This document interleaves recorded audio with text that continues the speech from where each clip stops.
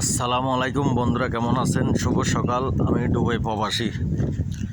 তো আজকে ভিডিওটা করার উদ্দেশ্য বলতে আমি এইমাত্র বাংলাদেশে একটা চট্টগ্রামের একটা ছোটো ভাইকে রায়দিন বাজার নপুর মার্কেটের গলির ভিতরে মারা হয়েছে। তো ওর লাশ আগামীকালকে অলরেডি মাটি দিয়ে লাইছে। তো যারা মারছে আমার এই ভিডিওটা সবাই দেখবে, কিন্তু বাংলাদেশের সবাই দেখবে আমার এই ভিডিওটা, সবাই দেখবে বেশার কম। কারণ আমি ভিডিওটা করার উদ্দেশ্য হইতে, ভাই তোমরা এই মানুষটারে কেন মারছো? মনে করো বাড়াবাড়ি হইতে পারে, 19-20 হইতে পারে, রাজনৈতিক ক্ষেত্রে মনে করো তোমরা আমলিক করো, ও আমলিক করতে, অথচ কোনো 19-20 হয়েছে আর নইলে ভালো মন্দ কোনো কিছু হয়েছে।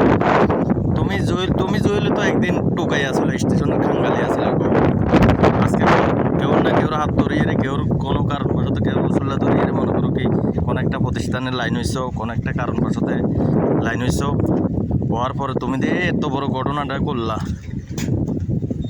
এরেতে মনে করো মারলা তোমরা সবাই মিলিয়ে রে, মনে করো কোন লাভ হয়েছে? কে এর মারে কি কোটি টাকার মালিক হয়েছো, না বাড়ি গাড়ির মালিক হয়েছো, না স্টেশনের হুরা নিউ মার্কেট হইতে রায়দিন বাজার হইতে মনে করো সব কিছুর মালিক হয়েছো তোমরা? কও আজকে মনে করো আমলিক ক্ষমতাত মনে করো তোমরা মন যাই চাইছে তাই করতেছো, কিন্তু এ ছেলেটারে মারলাতে ঠিক আছে নি? তো আজকে মনে করো এ ছেলেটা যদি মনে করো এরকম মাথার উপরে এরকম ছায়া থাকতো, তাহলে মানে তোমাদের কি অবস্থা হইতো কল্পনার বাইরে, এগুলো বলা যায় না। যাক, এর যে হয়তো নাই যে কোনো কারণবশত যে কোনো উসুল্লাম তোমরা মারি ফেলছো।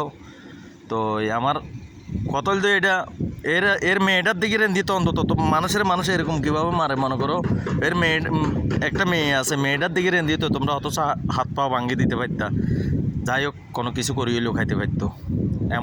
এমন মারা মারছো তুমি, তো কাঙ্গালিয়া গেল স্টেশনের। তুমি নিজেও তো একদিন কাঙ্গালিয়া ছিল, কাউ তুমি কি ভালো আছিলে? তুমি টুকাই আসছিলে না? আজকে কোনো মানুষের হাত ধরিয়ে মানে তুমি এখানে জুবার ফুট বসাইছো স্টেশন ক্লাবের মাইন্ডে, ঠিক আছে নি? যাই হোক কোনো কারণবশত একটা উসুল্লা তুমি সেটা লইছ।